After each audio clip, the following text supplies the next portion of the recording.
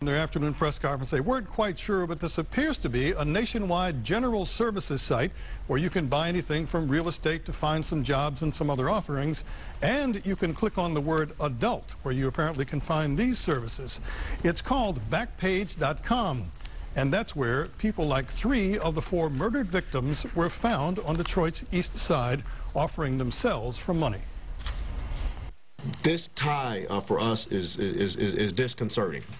I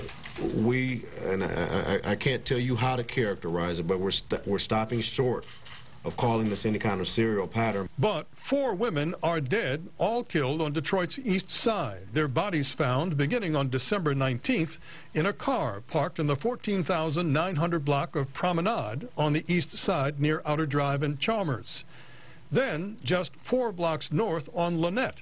4 or 5 days later, also on the East Side, 2 more women found dead, their bodies in a trunk of a vehicle that was burning when the fire department arrived.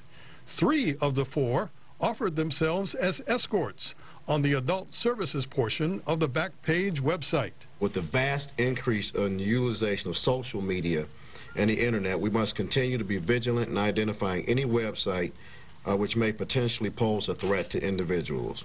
The victims' relatives have been notified. Police believe now is the time to warn potential users of dating websites, especially this one.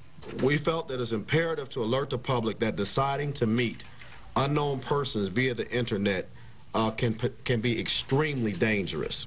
We implore people to be careful and always let someone know exactly where they're going, who they're with. If you're arranging something, do it in a public place. Meeting in a public place is a good idea. In the meantime, the Detroit Police Department has not released the names of all of the victims, nor are they discussing their next steps in the investigation that apparently ties all 4 deaths together. They just may have a long way to go, but I guess this is a major step in at least knowing where it started. Thank you, Bill.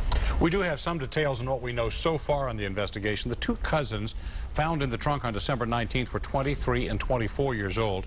The women whose bodies were discovered yesterday are 28 and 29 years old. Police are still waiting for the medical examiner's final report to determine the precise cause of death.